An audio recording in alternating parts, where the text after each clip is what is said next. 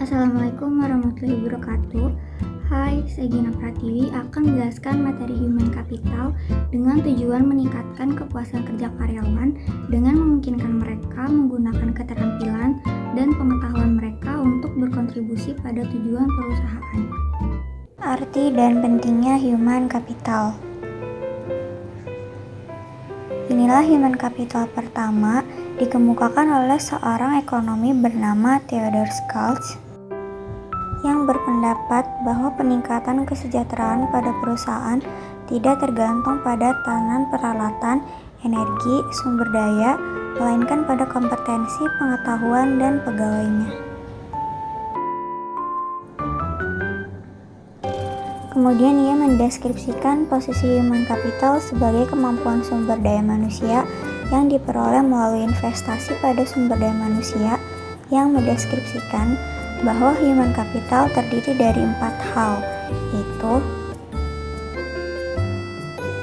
kemampuan, perilaku, usaha, waktu, dan semuanya ini dimiliki dan dikendalikan sepenuhnya oleh pegawai. Untuk mendeskripsikan human capital sebagai kombinasi dari keempat faktor tersebut sebagai berikut. 1. Karakteristik atau sifat yang dibawa pada pekerjaan, misal inteligensi, energi, sikap positif, keadaan komitmen. Kedua, kemampuan seseorang untuk belajar, yaitu kecerdasan, imajinasi, kreativitas, dan bakat.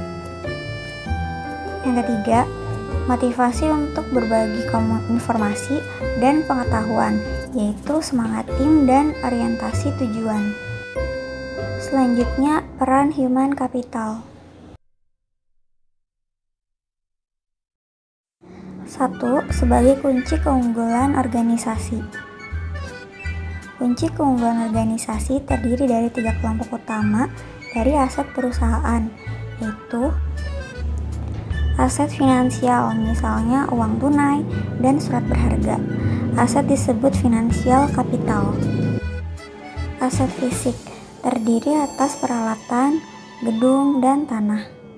Aset tak berwujud, model organisasi, aliansi bisnis, pelanggan, merek, reputasi, dan modal intelektual.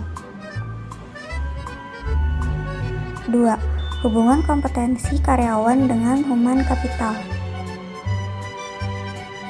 Dalam meningkatkan kompetensi karyawan, tantangan utama yang harus diperhatikan yaitu kompetensi harus sesuai dengan strategi bisnis, dan kompetensi perlu diciptakan melalui lebih dari satu mekanisme. Selanjutnya, 5 cara untuk meningkatkan kompetensi karyawan, yaitu 5B. Buy, membeli, mengganti SDM yang lama dengan yang baru dan memiliki kualitas yang lebih baik. Build, yaitu membangun, investasi dilakukan terhadap SDM untuk meningkatkan kualitas menjadi lebih baik. Borrow atau meminjam, penggunaan konsultan atau partner efektif memungkinkan berbagi pengetahuan dan desain kerja baru.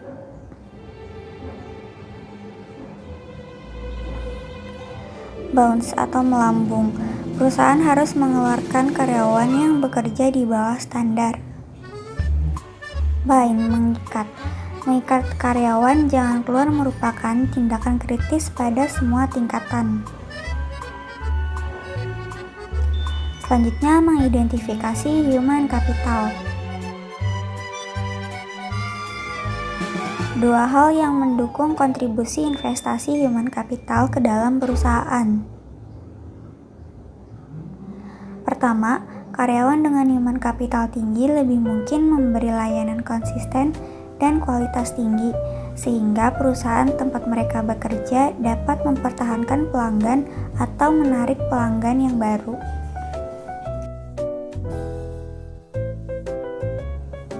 Kedua, pelanggan potensial dapat menggunakan kualitas human capital dari karyawan perusahaan sebagai alat penyaring untuk memilih layanan yang mereka sediakan.